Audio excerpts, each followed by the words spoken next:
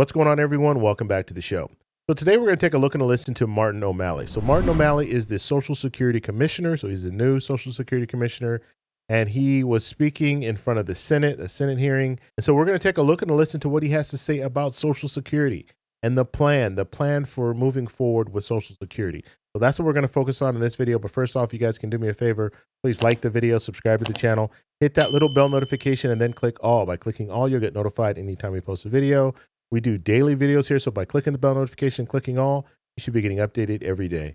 And just a reminder, thank you for your support. I really appreciate it. And if you'd like to follow me on Twitter and Threads, you can at the TEC Show Live. Okay, so I'm going to go ahead and show you guys this clip, but before I do, thank you guys all for showing up yesterday. Our live stream, Thursday live stream was at 5:15. We'll be doing another live stream, 5:15 Pacific Standard Time next Thursday.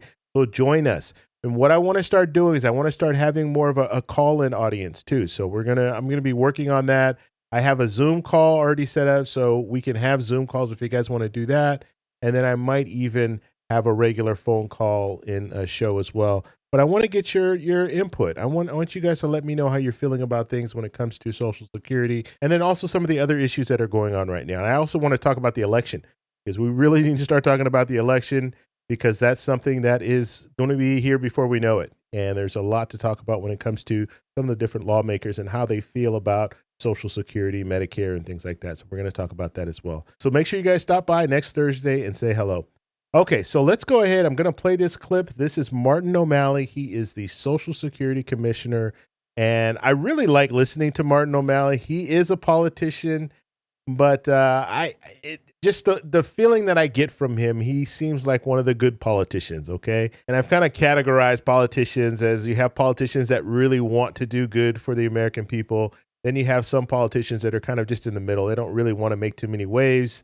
They have a good gig and they don't want to mess it up. And then you have some politicians that don't want to do anything. They want to cause chaos. They might want to just be on social media all the time and just focus on self-promotion and not really helping anyone. So those are the kind of three categories that I see when it comes to lawmakers. And I think this politician, I think he can really do some good. And so let's go ahead and take a look and listen to Martin O'Malley. Here we go. Mr. Chairman, Mr. Ranking Member Crapo, and members of the committee, thank you for the honor to be able to appear before you today. And Senator, Mr. Chairman, thank you for holding this hearing on our budget. It has been 9 years since we have had any hearing on Social Security's budget, and it's a great honor to be here with you to share with you a little bit about what I've learned. I have been on this job for 90 days, and I have been most pleasantly surprised by just how anxious the senior executive service was for a confirmed leader. They want to do better. People all across the country, I visited all 9 regions over 16 days in January. The employees want to do better. They consider themselves, performing a sacred mission for all of us, and indeed they do. So while I've learned a lot, and we have a lot in motion, including the payroll information exchange, that will be advertised very shortly. We hope to have it up and going by July. The 15 to 5 year look back, which will hopefully simplify a lot of the administrative and wait times involved in the disability program. But I wanted to share with you right up front, and it's one of the lead slides I shared with you in the material I gave out to you. One of the things I've learned, and I see the symptoms of it and the effects of it every single day, is that Social Security is now serving more customers than ever before, with fewer staff than Social Security has in 27 years. You know, that's important to note. And he's saying this, and I remember the interim commissioner was saying the same thing. So you have more people that are receiving Social Security benefits, and you have less staff. And so that's a huge problem. And that is one of the reasons why you're seeing call times at 30 minutes. It takes 31 minutes in order to get someone on the phone when you call the Social Security Administration. And when you're filing a disability claim, I think it takes like 200 plus days in order to get a response, that initial response. And so there's a real problem when it comes to the Social Security Administration maintaining employees, hiring new employees and then maintaining employees. And so this is just something that he's talking about here. Over, what did he say, 23 years, they've been deficient in the amount of people that they have working. And now you have more and more people. I think 10,000 new people every day qualify for Social Security benefits. 10,000 people every day, and you're short-staffed. So it's a real bad situation. You might be surprised to learn, or perhaps not, I know I was, that Social Security operates today, now, on less than 1% overhead compared to its annual benefit outlays. And this operating overhead has been cut effectively by 20% over these last 9 years. If one were to compare this social insurance agency to the private sector, companies that are also on those slides, like Allstate, I believe, that operates on about, let me make sure I get it right. Allstate operates on approximately 13% of its overhead compared to annual outlays. Liberty Mutual, Liberty Biberty, operates on about 22%. Social Security Administration, at least up until 2018, operated on 1.2. So, as I have traveled around the country, this is, I wanted to share with you, mindful of my time here and wanting to answer your questions. I wanted to announce to you a few of the things that we're doing on those key customer service issues, namely the 800 number wait times, time to disabilities, and thirdly, the injustice of the overpayments. We have a new team in place, and within 30 days launched Security Stat. Security Stat is our new performance management regimen. It operates on an every 2 weeks cadence.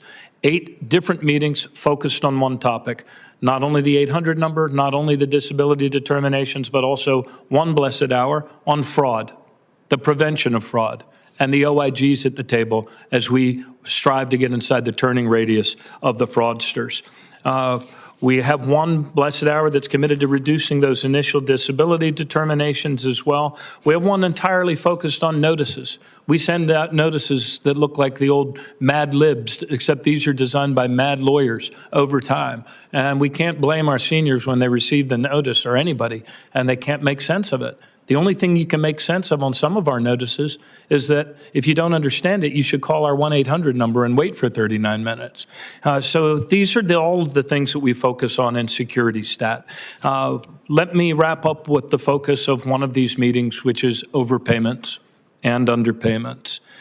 Many of us saw that 60 Minutes expose about Americans who, through no fault of their own, received one of these indecipherable notices, did not respond to it, and then found Social Security was intercepting 100% of their benefits every month until we recouped the overpayment. These stories are shocking to our shared sense of equity and good conscience, and so today I'm announcing some new reforms on that score. Many of these reforms came from our own employees on the front lines, and a brilliant woman named Leanne Stever, who has helped us unpack and get to the root causes and the true facts underlying this. First, instead of intercepting 100% of benefits in those instances where beneficiaries fail to call us to work out an overpayment plan, instead of intercepting 100%, we are going to do as we have long done in Title 16 SSI and intercept only 10%. Second, we're going to shift the burden away from insisting that the claimant prove that they were not at fault. Instead, that burden will be more rightly on the agency in determining fault. Third, we will allow repayment plans of up to 60 months. Traditionally, we only allowed repayments of up to 36. At the VA, they do 60. We're now going to do 60 as well. And finally, we're going to make it easier for overpaid beneficiaries to request a waiver of payment. In conclusion, we have discovered many things to improve process, many things to improve technology here and there. But if continuing to reduce staffing while increasing beneficiaries is only going to lead to more difficulty for all of our customers. I have every confidence that restoring customer service levels at Social Security here and now will provide a dividend of trust for generations to come. The president's budget is a big step in the right direction on that score. It includes a 9% increase over last year of $15.4 billion. And with those dollars, we are confident we are going to be able to reduce the wait time on the 800 number. We are going to reduce the time to disability determinations, and we're going to do a much better job on reducing the numbers of overpayments and the injustices that result from them.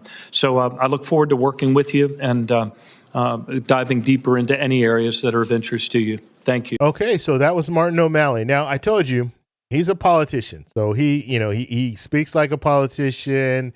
The good thing about this, if you have a person who knows what the politicians on the other side of the table are thinking, then they're able to get things done. Okay, so when you think like a politician, you're able to get things done, and so that's one of the reasons why I think Martin O'Malley is good for this position, because he knows the concerns. He knows how politicians think. And he was the mayor of Baltimore, and he was also the governor of Maryland. So he's able to run a budget, right? So he knows about budgets. He knows about balancing budgets, because when you run as a governor and when you are a governor, you have to balance a budget every year. You can't deficit spend. You can't have debt. That's why you don't see states with these large debts, like we're a $34 trillion debt that the U.S. government's looking at right now. You don't see that in states because they have to balance their budget every year. And so I think he's going to be a good fit. I definitely think he's going to be a good fit. He does get respect from the other politicians in the room when he was talking. I watched the whole hearing, and I'll show some different clips of the hearing because there's some important things that they talked about. But one of the things that he talked about there was the overpayments, okay? So it's very important that we focus on this, because you have, I think, about 1 million people in 2023 received a letter saying that they were overpaid and they owed money back. And I think, and I watched that 60-minute episode that he's talking about, where you did have people that, and this was over years, they owed money and they didn't know they were being overpaid. And so the Social Security Administration sends them a letter and says, you have 30 days to pay this. And some people, if you don't respond, and I didn't know that this was happening, but if you don't respond, they were taking your whole Social Security check, 100% of your check. Okay, so now he's changed that to where it'll be 10%. And so you'll see a 10% reduction in your check. And then once you see that, you can call the Social Security Administration and say, hey, what's going on? And then they can talk with you, and then maybe you can work out some type of a plan with them, or you can appeal it and see if you can win on appeal. And then he also said that the burden is on the Social Security Administration to prove that the situation happened. Okay, so the burden is not on you, where now you're going to have to look back and say, okay, where are all my pay stubs and where's this and where's that? The burden is going to be on the Social Security Administration to prove the overpayment. And this is something else, and he didn't mention this in this hearing, but I know that the Social Security Administration has been doing this. They have discretion. So they don't have to. They can look at a situation, and let's say you have a hardship. You can't afford to pay this back. They can waive it for some people. And so that's something else that hopefully he will incorporate as well, because I think that's important too, because you have some people, yes, if they've been receiving it for 10 years, this overpayment, and now all of a sudden they have to pay it back, and let's say it's $40,000 or $50,000, and they're on a real tight budget, and they have, they're on a fixed income. Obviously, they're receiving Social Security benefits. That might be all that they have. And if you start taking that away, even if you're only taking $50 or $100 a month, for some people that's too much, because if you're receiving $1,500 or $1,600 in Social Security benefits, you have to pay rent, you have to buy food, you have to do all of these things. You take $100 from that, that's a lot of money. Okay, that can really, really change things. And so they have that discretion. So they are able to waive some of these payments. And I saw in that 60-minute episode, as well as I saw another episode on CNN where they were talking about overpayments, and they went ahead and dismissed or waived those payments for those people, because that was getting the bad press that the Social Security Administration didn't want. And so they waived it. So they do have that discretion. So that's a good thing. And I'll say this again, I think Martin O'Malley is the perfect person to actually move this forward when it comes to Social Security and just fixing the situation that they have right now. So I want to know what you guys think, so let me know in the comments below. If you like this video, please give me a thumbs up. Please subscribe for more, and I'll talk to you in the next one. Bye.